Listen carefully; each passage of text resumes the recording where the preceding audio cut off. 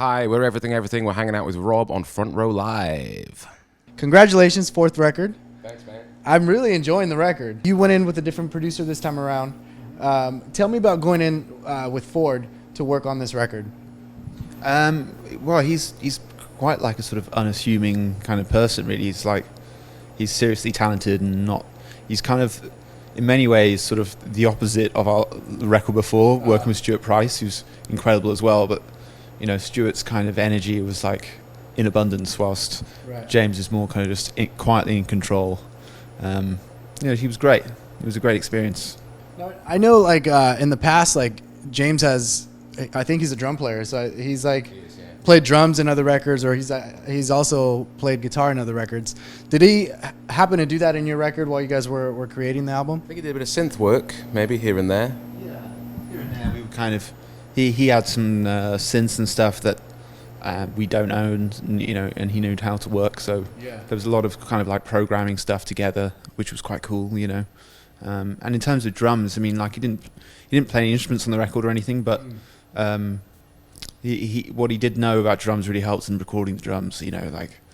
Those little tricks involving sort of tuning the drums to the key of the song and stuff like that. Stuff that we never really normally thought about before or took as seriously as he takes it. Right. It was great. Is this the first time that you guys have a producer that takes that kind of role as well? Like if he needed to play an instrument, he'll jump in and play it with you guys? Or has every other producer in the past been like Most that? producers start having a tinkle with things, but we like to play loads of stuff, so we rarely let them actually record anything. But yeah, David Costin, the guy we used to work with, he would be playing keyboards the whole time, and I think Stuart put some bass on one of our tracks. But no, we're all quite precious about our instruments, so we kick their ass if they try and record stuff. now, David Costin, you guys worked with him twice, the first and the second record. What made you want to try someone else for the third record? I think it was just we just sort of felt like we'd made that kind of record with him, and both those albums definitely sound like albums that he's produced, and he's fantastic. Right. But for us, it was sort of that thing where you have to keep on moving and do things differently, and the excitement comes from the challenge of having to meet someone new and having a totally sort of new energy in the room, sort of reinvigorates us as well. So right. And as you mentioned, each producer has to, or you want to change as every record comes. How would you really describe each record? How has the progress of each record been? We've learned stuff with each one, but then you also start to realize maybe ways that you got it right in the first place, or certain ways you thought about things that you've lost and you want to try and regain, but also so much that you've learned that you never want to go back, Right. So it's always kind of a combination of learning and kind of realizing where you don't need to learn stuff and you need to trust yourself, kind of thing. So I think from the first album to where we are now, it's been about kind of finding out what we're good at and what means something to us, what still means something to us now. Right. There's songs from the first record that we still love, and we kind of realize why we love it and how to do it again. Got to kind of make it true to yourself, stuff like that. Do you ever look back at older songs and wish you would have changed something? Maybe tried something a little different. Does that ever happen with you guys? I think that happens to any band, and but that's part of the process of sort of becoming better, is sort of seeing your faults. If you look back and you just don't see them, then you're probably kind of you kind of feel a bit like you'd reached your zenith, or whatever. So for us, it's sort of, we're always looking back and thinking we could have done things better. But I try not to listen to stuff we've done before. I mean, once the albums are done, I usually have I think John may be the same. We kind of don't listen to the records for at all, if we can help it, because we're trying to push forwards, Right. I mean, it makes perfect sense. Now, with Fever Dream, going into the studio this time around, what was different? Aside from the producer, aside from the fact that you guys have matured, what was different in the recording process, or even in the writing process? We were writing a lot on the road, so there wasn't much of a break. When we did Get to Heaven, we had this huge year break where we were writing, and we kind of all lost our minds. Yeah. And with this record, as soon as we kind of finished Get to Heaven, we were just you started writing fairly quickly, and it was all kind of much more kind of a natural process that way. It was more like, you know, before we play sound check, whatever, a gig, you know, we'd just be writing in dressing room, and there was less pressure on the writing, and in that way we actually made lots of really natural, like, great sounding material that wasn't kind of too laboured or too kind of worrying about trying to write the next big thing, which I felt a bit like when you have that gap as a band and you just have to write an album because that's the next thing you've got to do, the pressure can sometimes get on top of you, I think. Yeah. Because you're only focused on writing the record. Yeah. This way it was like we're playing the gigs, and, you know, there's huge amounts of adrenaline doing that, and that feeds back into the writing. Like, you come off stage and you still do a bit of writing, and then you go out, and, you know, everything was just kind of more fluid, and it was really interesting. Now, how would you say, like, the writing has changed between the band? Is it more collaborative? Does everybody write their own things on their own, like, separately? Like, how does that really work now on this fourth record? It's more collaborative between me and Alex, definitely, compared to the early days. We wrote loads of songs from the ground up this time, which I don't think we've really ever done before properly, like go into a room, come out with a song, you know. Right. And also we took the demos so much further this time, like we did so much production before we met the producer, you know. So we had a really good feel of where we wanted to take things. We already took stuff, basically, to like 75% there. In the way everything was structured, and the sounds and lots of stuff like that. So we're becoming more and more autonomous as time goes on, and collaborative, which is both really good, a really good sort of direction. And the fact that you had 75% of the record ready before you went into the studio, like, did that make the studio experience a lot faster for you guys? It's more about, like, the sort of albums that we really love. You know, we were listening to a lot of, you know, some of the great records that we loved growing up, like the great Aphex Twin, or Radiohead, kind of Kid A, OK Computer, or, you know, Talk, like some of the later Talks, like Laughing Stock, stuff like that. And all those records are kind of done in an environment where they had lots and lots of studio time and lots of stuff to play with and do. And we're not the sort of band, you know, the music industry doesn't, you know, afford bands to be able to do that sort of thing anymore. So for us, it was more a case of, right, if we want to make a record sound like we've experimented and had fun and done all this stuff, we have to do it before we go in, when the clock's not ticking and like the money's continually going. Yeah, because I think it becomes very difficult in a studio situation when, you know, you've got like 3 weeks and you've got to pay a very expensive producer to help you do this thing. And you know, to suddenly go, yeah, I just want to sort of mess around with these samples for 2 days or whatever. Like, no one's going to let you do that, and people will get stressed out. You know, and the rest of the band is there waiting, you know, with the bass guitar on his lap ready to play.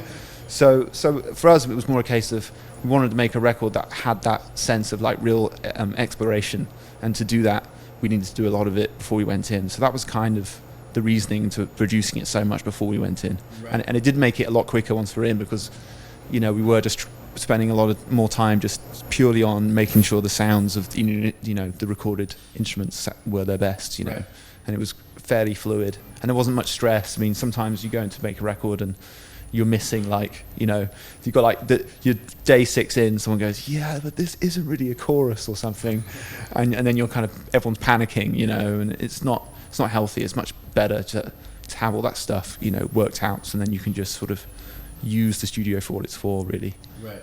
And you guys come into this ready, but how did James like challenge you guys this time around? Did he have you guys try something that you guys have never done before, or maybe was there like a particular song that he was having you guys do over and over because it just wasn't sounding the way that it should have? Not really. I mean, I don't think anyone did more than like 3 takes of their instrument the whole way through, really. A good story to tell at this point. I mean, we pushed ourselves in different ways, I think. Not really James as such, but he definitely encouraged us to. One thing we did was get Mike, the drummer, to play sort of off grid, as it were, because we've got so used to the click track and the regimented parts. And more of a live performance. Well, it was this section of a song where there's no part, and it's just completely sort of like a big solo kind of thing. Oh, wow, nice. Despite how that sounds. And he just goes really, really free, like away from time, away from a part and everything, and he just sort of plays, and it's really awesome. Yeah. We never did anything like that before, and I think James really was a really crucial kind of guy to have around, because he was really into that idea. He was really encouraging it. Right. Now, the fact that you guys experienced that, is that similar to when you guys are getting ready to go on tour to do a show? When you guys rehearse your material, do you guys rehearse it after you guys have recorded the songs? For example, like this is how this song is going to be played live, or do you guys think about the live show when you guys go and record the song? We try to. We usually don't like to make records with like the restriction of thinking, oh, how are we going to do that live? Because that's generally how bad music gets made.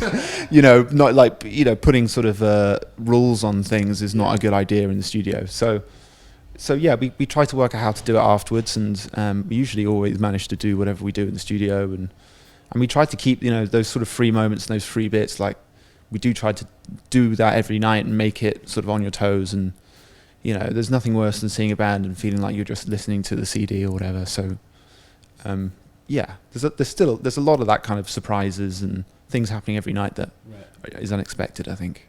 Now with this record so far, you guys have 3 singles. Desire is the last one that you guys have. Well, the most recent one that you guys have released. Regarding these 3 singles, why were these the ones that you guys chose to release first? Well, Can't Do was an obvious single from the day we wrote it. Couldn't wait to get that out, really. As so far, only 2 have come out. There's another one coming out very soon. Okay. So Desire was... Fever Dream, didn't we, as a kind of... Fever Dream was like a taster thing that we put out to show that we had gone to this world, this sort of dance thing. We haven't really done something like that before, so that was why we put that out. And Desire was just like a really big song. Just sounds massive and feels big to play. So we wanted people to hear that. You can almost see you guys more of an arena show with that song. Yeah, absolutely. And we've been thinking about that kind of sound more and more as time's gone on. We're really enjoying it, and we feel like we're sort of ready for it.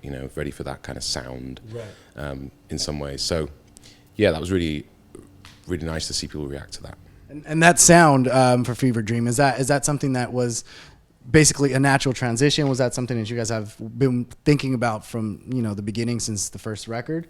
Yeah, we were just really getting heavily into. I personally was getting really into sort of Aphex Twin and Warp Record stuff in the early '90s. So we were talking a lot, before making this record, how we wanted to make a record that was had more guitar stuff in it, more like solos and riffs and all the stuff we enjoyed as sort of like 14-year-olds, because we don't think we've really given it the amount of time that we would have liked to in previous records.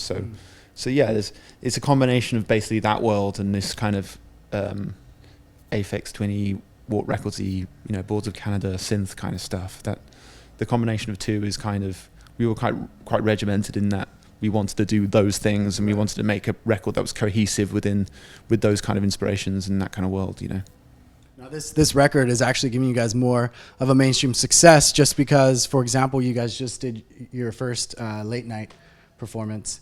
What was that like for you guys, especially leading up to this on the 4th record?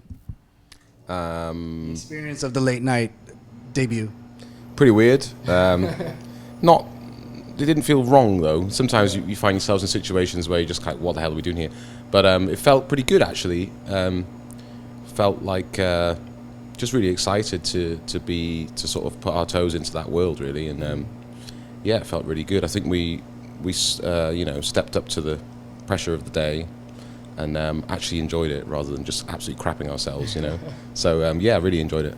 Do you think the transition of the sound led to this, or do you think, like, regardless, if you would have had a 4th record, the band was ready to go to that? It's hard to say. I mean, you put out a record and you think, oh, maybe we should have indulged ourselves more and not been so pop, and then you think, well, maybe we wouldn't be here if we had, or maybe we should have gone more pop. And you can't really answer these questions. I mean, I think we always like to make pop music, and that's the most popular kind of music there is. So there's a certain you have to do a certain amount of it, and you can't expect to get somewhere if you're really sort of musically antisocial. Right. But we really enjoy what we do, so it doesn't feel like we're faking it or anything, which is good.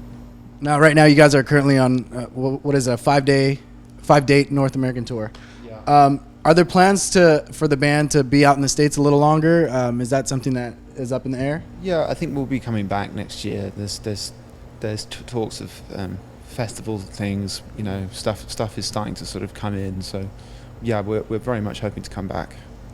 Now, when fans listen to the record for the very first time, what is something you would like for them to get out of the album? I just want them to feel surprised by every moment, and not kind of expect what's coming. Yeah. That's what I've always wanted from our music, really. People to kind of be kept on the edge of their seat, Right. like a really good film. I like that. You? Yeah, I mean, we both want the same things, really. I mean, I just like people just to feel like, I like a feeling, listen to a record and feeling like it just sounds really vital, and people, you know, there's like a tension all the way through it, and like I like that feeling of like feeling sort of almost slightly stressed out by music, you know. That's kind of something I've always loved. So yeah, I mean, I think it's probably our most kind of like heaviest record to date, not just in a sense of just sort of guitars being heavy, but like lyrically as well. Lyrically and just kind of the mood of it. And it's there's like certain songs that aren't heavy, like Put Me Together and stuff, which is just like, you know, it just sounds like a very, very bold piece of music for our band to do. You know, it's not something that we would have indulged ourselves with like 2 albums ago ever, you know, and we've really like gone for it, you know, and I kind of, I'm glad that we can not only do the pop songs, but we still have that side of things, like we're still pushing it on